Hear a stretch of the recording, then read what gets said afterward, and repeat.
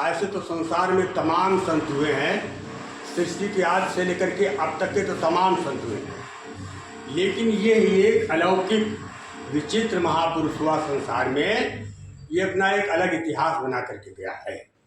जो काम बड़े बड़े महापुरुषों ने नहीं किया है वो काम इस महापुरुष ने किया है। इसी विषय में एक मैं पद लिखता हूँ, ध्यान लीजिएगा, सुनिएगा।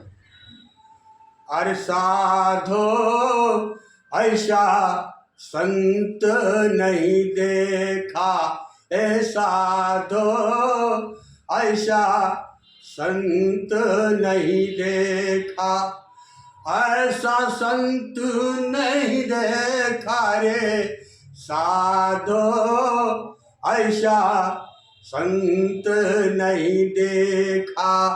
नाम की दौलत गुप्त खजाना है, नाम की दौलत गुप्त खजाना। अरे खुले मंच से दे तारे साधो, ऐसा संत नहीं देखा। अरे सनत तुम्हारों से लेकर के अब तक पता नहीं कितने अनगिनत संत हुए हैं, लेकिन जिन जिन लोगों ने नामदान दिया है, गुरुमंत्र दिया है, नाम दीक्षा दिया है अपने शिष्यों को, तो वो एकांत में ले जाकर के उनका गुण धर्म दे करके और एकांत में कमरे में बैठा करके तब गुरुमंत्र दिया है। लेकिन धन्य हो महापुरुष, ऐसे किलोमीटर 2 किलोमीटर के अंदर डेरे रावटी लगे हैं, हर रावटी डेरे में लाउड स्पीकर लगा हुआ है, हजारों लाउड स्पीकर लगा है। लेकिन धन्य हो महापुरुष की खुले मंच से देता। सबकी अवधारणा ये थी कि अगर ये गुरु मंत्र को कोई दूसरा व्यक्ति जान जाएगा, सुन लेगा, तो निष्प्रभावी हो जाए, वो काम नहीं करेगा। लेकिन नहीं, ऐसी विचित्र कुवत लेकर के महापुरुष आया कि खुले मंच से नामदान दिया है और आज तक वो निष्प्रभावी नहीं हुआ है, काम किया है। तो साधो ऐसा संत नहीं देखा कि रामायण गीता पुराण है, रामायण गीता पुराण है, सबका निचोड़ ले तारे साधो, ऐसा संत नहीं। ये नहीं है कि इनका कोई अपना धर्म होगा अलग, इनका अपना कोई संसार के अंदर, दुनियादारों के अंदर, संसारी लोगों के अंदर एक अवधारणा है कि बाबा जो गुरुदेव का कोई अलग धर्म है, इनका कोई अलग पंथ है, और लोगों को तोड़ मरोड़ करके अपने में मिलाने के आए हाय, यही तो अफसोस की बात है। आप अपने धर्म ग्रंथों को, रामायण को, गीता को, भागवत को, पुराण को, कुरान को, तौरीत, अंजील, गुरु ग्रंथ, जितने भी धर्म ग्रंथ हैं, इनको आप अगर उनका थ्योरी जानना चाहते हैं, उनका सिद्धांत क्या है, उनका इशारा क्या है, उनका उद्देश्य क्या है, उनका कहानी की मैं बात नहीं कर रहा हूँ। कहानी, अब संसारी जीव जो है वो केवल कहानी सुन रहा है, केवल कहानी तलाश है। राम सीता की कहानी पढ़ रहा है, भगवान कृष्ण की कहानी पढ़ रहा है, कच्छ मछुआरा नरसिंह समाओ उतारे भगवान के, तो केवल कहानी सुन रहा है। लेकिन माफ करना, ये महापुरुष कहानी की बात नहीं करता, उन धर्म ग्रंथों के जो सिद्धांत क्या है, उनकी थ्योरी क्या है, उनका निचोड़ क्या है, उनका संदेश क्या है, सारे धर्म ग्रंथों से लेकर के और निचोड़ पर चर्चा करता है। तो साधो ऐसा संत नहीं देखा, अलख यगम तक आना जाना, अलख यगम तक आना जाना, सबकी खबर हले तारे साधो, ऐसा संत नहीं देखा। और तमाम जो गुरु हैं, जो महापुरुष है, इनका ब्रह्म स्थान तक दौड़ है बस। लेकिन ये महापुरुष अंतर में अलग अगम, अरे सीधे अनामी धाम तक का आना जाना है। स्वर्ग में क्या चर्चा चल रही है, नरक में क्या स्थिति हो रही है, इंद्र की सभा में क्या वार्ता हो रही है, अमरावती पुरी है, शिवपुरी है, शक्ति धाम है, गोलोक धाम है, साकेत धाम है। इन तमाम पुरियों में, धामों में क्या चर्चा चल रही देवताओं के बीच, इस महापुरुष का आना जाना, हर एक की गतिविधि की इनको जानकारी है और सबका दौरा देता है महापुरुष कि आने वाला समय क्या कह रहा है, बराबर इशारा करता चलता है। आगे काल पुरुष की हर गतिविधि का, काल पुरुष की हर गतिविधि का इनके पास है लेखा रे साधो, ऐसा संत नहीं देखा। ये काल पुरुष, ये त्रिलोकी, ये निरंजन भगवान की क्या व्यवस्था है, कब किसको मारना चाहते हैं, किसको सुधारना चाहते हैं, क्या प्रलय लाना चाहते हैं, क्या करने वाले हैं, इस महापुरुष को सारी जानकारी है कि काल पुरुष क्या करने वाला है। ऐसे क्या हुआ, ये गुरु महाराज कुटी से निकले तो दर्शन करने वालों की लाइन लगी है। अब गुरु महाराज अपना बीच से चले जा रहे, धीरे धीरे सब अपना अपना दुखड़ा रो रहे। कोई कह रहा है सरकार हमको किडनी फेल हो गई, डॉक्टर कह रहा था जीना मुश्किल है, अब मालिक मैं क्या करूं। कोई कह रहा है सरकार हमको शुगर हो गई है, अब जिंदगी बड़ी नरक हो गई है, मालिक हम क्या करें। कोई कह रहा है मैं पथरी हो गई, ऑपरेशन के लिए डॉक्टर कह रहा सरकार मेरे पास पैसा नहीं। लेकिन धन्य हो महापुरुष, सबको यथाउचित इलाज, दया, दुआ करता आगे निकल जाता। चलते चलते देखा तो एक महिला बैठी थी, उससे बोले काम करो तुम घर चले जाओ। वो महिला चट से खड़ी हुई, बोली सरकार में सेवा करने के लिए आई हूँ। सेवा माने अब वो तो आश्रम है, वहाँ मंदिर बन रहा है, खेती है, तमाम प्रेमी परमार्थी सेवा का लाभ लेने के लिए चले जाते। 2 दिन 4 दिन 6 दिन भजन नहीं कर रहे हैं तो कम से कम परमार्थी सेवा कर लेंगे तभी परमार्थ बन जाएगा। अब वो महिला गई थी कि 2 4 6 दिन मंदिर में रह करके कुछ अपना सेवा कर दूंगी, काम भूत कर दूंगी। तो जैसे गुरु महाराज ने कहा कि तुम घर चले जाओ, तो ऐसे वो महिला खड़ी हुई, बोली सरकार मैं सेवा करने के लिए आई हूँ, मालिक 2 4 दिन रुकना चाहती। लेकिन गुरु महाराज कुछ बोले नहीं, चले गए। संयोग की बात देखिए, फिर दूसरे दिन जैसे गुरु महाराज कुछ से निकले दर्शन देने के लिए, तैसे फिर वो महिला लाइन में बैठी थी और जैसे देखा तैसे महिला को बोले काम करो तुम घर चली जाओ। वो महिला फिर बोली सरकार मैं सेवा करने के लिए आई हूँ। फिर गुरु महाराज कुछ नहीं बोले, समझ गए अब तो होना है वो होगा, क्या करें, चले गए। 2 दिन बाद वही महिला 18 चक्का ट्रक के नीचे आ गई, ऐसा लाश छत हो गई कि इकट्ठा करना मुश्किल हो गया।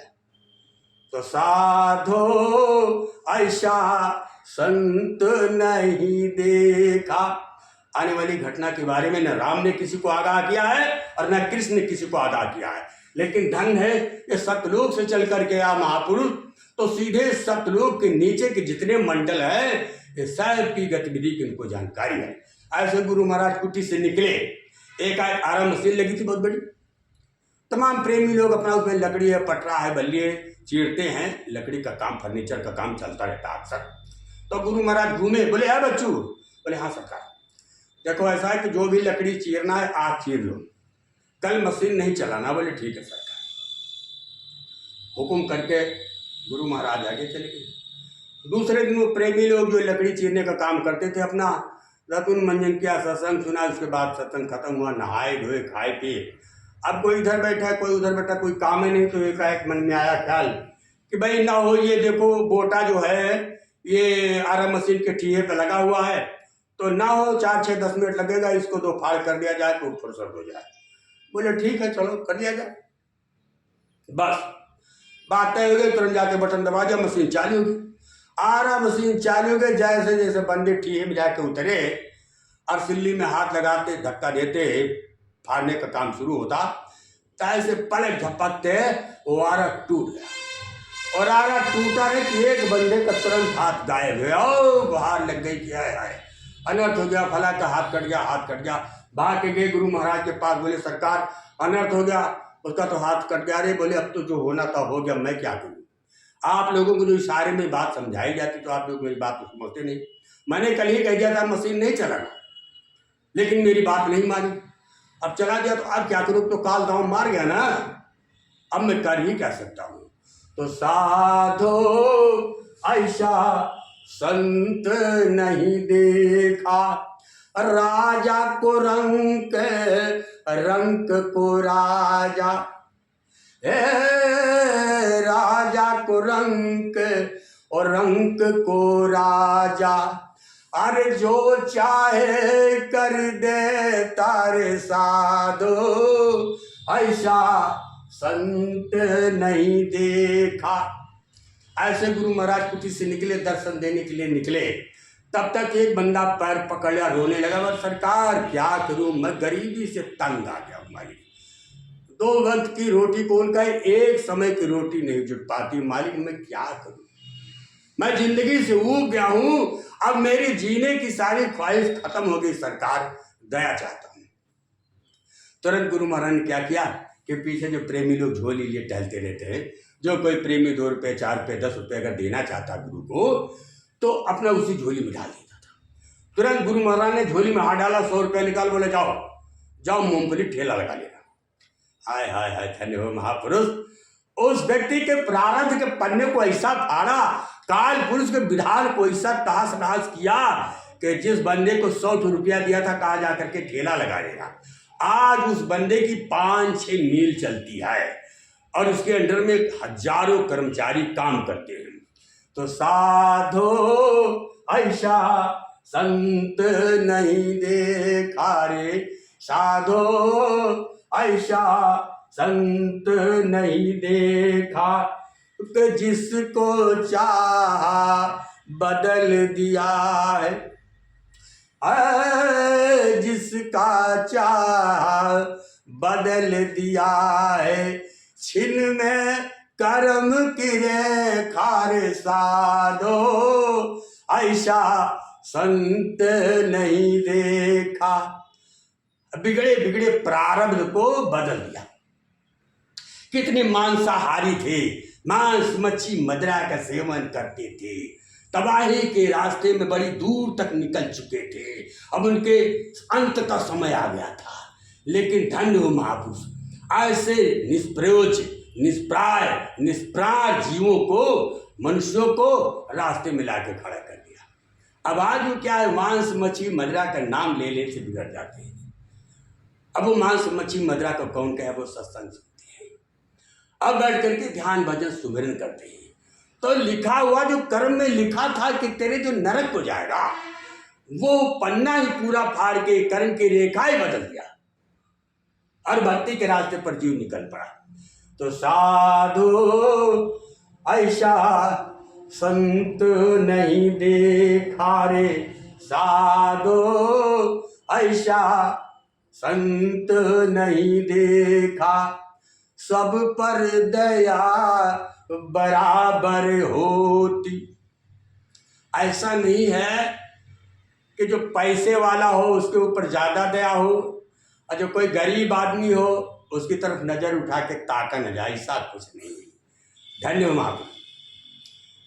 सब पर दया बराबर होती, पापी धर्मी नहीं देखा रे साधु, ऐसा संत नहीं देखा रे साधो, ऐसा संत नहीं देखा। प्रभु प्राप्ति की क्रियात्मक, भगवान को प्राप्त करने की क्रियात्मक शिक्षा देता है महापुरुष। ऐसा नहीं कि केवल कान में कुछ मंत्र बोल लिया, अब जाओ ये जप करना, ऐसा नहीं है। वो भगवत प्राप्ति की क्रियात्मक शिक्षा। तो भगवत प्राप्ति की क्रियात्मक शिक्षा, प्यारे सब को देता रे साधो, ऐसा संत नहीं देखा रे साधो, ऐसा संत नहीं देखा। स्वयं भजन करता है और अपनाए हुए जीवों को भजन कराता है। तो देखिए प्रेमी, जो ज्ञान ज्ञापता ब्रज संयम नियम तीरथ मूरत तीर्थाटन देशाटन, ये तो सब भक्ति के साधन है, ये साधना नहीं है। साधना ये भजन एक ऐसी क्रिया है, ये साधना का विषय, इसमें फिर किसी साधन की जरूरत नहीं पड़ती है। तो जो सदगुरु के पास जीव चला जाता है तो वो केवल साधना की बात करता है, साधन की बात नहीं करता, फिर सीधे उसको तीसरे तिल से आगे का सफर तय करता है, नीचे के मंडलों की बातें नहीं करता। तो साधो ऐसा संत नहीं देखा, शाकाहारी और नशा मुक्ति का। शाकाहारी और नशा मुक्ति का, इसके पास ठेकारे, साधो ऐसा संत नहीं देखा। आखिरी श्वास तक इस महापुरुष ने जीवों को चेताया कि शाकाहार छोड़ो, मांसाहार छोड़ो, शाकाहार अपनाओ। बाबा जी का कहना है, अरे शाकाहारी रहना है, क्या खा पीकर हुए खराब, अंडा मछली मांस शराब। इस तरह से जब तक श्वासा रही तब तक महापुरुष ने पूरे जन समुदाय को संदेश दिया कि मनुष्य एक शाकाहारी प्राणी है, इसको शाकाहारी रहना चाहिए। और अगर तुम शाकाहार छोड़ करके मांसाहार की तरफ जाओगे तो तुम्हारा फिर अंत जल्दी ही हो जाएगा, क्योंकि मांसाहार से तरह तरह की बीमारियां जन्म लेती हैं। ये मेरे किसी दूसरे वीडियो में इस बात पर चर्चा चल रही है। आगे, अंतर्यामी ऐसा जैसे, अंतर्यामी ऐसा जैसे, हर घट घट में बैठा रे, साधो ऐसा संत नहीं देखा। अंतर्यामी कितना है, जैसे लगता हर अपनाए हुए जीव के अंतर में बैठा है, उसकी हर क्रियाकलाप को देख रहा है। एक बार क्या हुआ कि गोरखपुर में गुरु पूर्णिमा मनाएगी, गुरु पूर्णिमा खत्म हुई, उसके बाद काफिला सीधे निकला, इसे फतेहपुर भिंकी होते हुए आगे जाना था। बीच रास्ते में गुरु महाराज ने काफिला रोक दिया, बोले बच्चों रुक जाओ, ऑफिस की जीप थी, बैठ गए, ड्राइवर से बोले चलो। अब ड्राइवर चल गया जीप लेकर के, हाँ आगे चल के दाएं घूम जाना, सीधे चलो सीधे चलो, हाँ ऐसे बाएं घूम जाओ, हाँ फिर बाएं घूम जाओ, हाँ सीधे चलो। लगता है जैसे महापुरुष को एक एक कदम रास्ते की जानकारी। चलते चलते टूटी फूटी झोपड़ी के सामने बोले खड़ी करो जीप। जीप खड़ी हो गई, लगता था किसी गरीब असहाय की झोपड़ी है, टूटी फूटी झोपड़ी। तुरंत गुरु महाराज उतरे, दाएं में, बच्ची, ए बच्ची कहाँ हो, बच्ची लाओ, हमको बहुत भूख लगी है, लाओ कुछ खिलाओ, जो कुछ हो खिलाओ। तब तक कुटी से एक महिला बेचारी दुखियारी, मैली कुचैली फटी धोती पहने निकली। जैसे गुरु महाराज को देखा आंसू रोक नहीं पाई, लगता जैसे बेवल हो गई, पागल हो गई।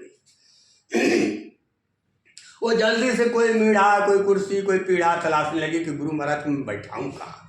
इतनी गरीब कि उसके घर में ऐसा कोई व्यवस्था थी नहीं। अब वो इधर उधर तलाश रही, गुरु महाराज पागल हो गई है, पागल हो कुछ नहीं, मेरे पास बैठने के समय नहीं, मुझको भूख लगी है, पहले लाओ कुछ खिलाओ। इतना कहते कहते गुरु महाराज उसकी कुटी में चले गए। अंदर गए, कुटी के अंदर ऐसे धुआं से भरा एक छोटी सी कोठी उसकी छप्पर की, और उसमें ऐसे काले काले चूल्हे पर एक पतीली रखी थी। पतीली में ऊपर का मैखड़ा भी नहीं था, छल्ला ऊपर का गायब हो चुका था। एल्युमिनियम की पतीली थी, ऊपर से ढक्कन रखा था। गुरु महाराज गए और ढक्कन को हटाया तो देखते हैं उसमें मटर के दाने बराबर आलू उबाल करके रखी हुई 3 दिन की। तुरंत गुरु महाराज ने ढक्कन हटाया, ऐसे मुट्ठी भर आलू ले लिया, एक एक करके खाने के। बोले पागल होगी तू, क्यों रो रही है, मैं तो खुद आ गया, मैं खुद परेशान था कि मैं कितनी जल्दी जाकर के पहुंचूं। रो ना, मैं तो तुम्हारा दर्शन करने के लिए आया था, अब दर्शन हो गया और भूख भी मेरी मिट गई, अब रो ना, भजन करो और गुरु महाराज का स्मरण करो। इस तरह से सांत्वना देते हुए गुरु महाराज गए, जीप में बैठे और ड्राइवर से बोले चलो। आगे जब चला, ड्राइवर को दूर गए तो गुरु महाराज ने कहा ये बेचारी परेशान थी, तमाम लोगों से इसने भाड़ा उधार मांगा, किराया कोई दे दे, लेकिन किसी ने इसको किराया नहीं दिया है। ये 3 दिन से रो रही है, भोजन नहीं किया है कि यही गुरु महाराज मेरे नज़दीक में, मेरे करीब में आए थे और इतना मेरा दुर्भाग्य कि आज किराया न रहने के कारण मैं दर्शन नहीं कर सकी गुरु महाराज। तो ऐसे जीवों के पास तो हमको पहुंचना ही पहुंचना होता है। तो अंतर्यामी ऐसा जैसे हर घट घट में बैठा रे साधो, ऐसा संत नहीं देखा रे साधो, ऐसा संत नहीं देखा।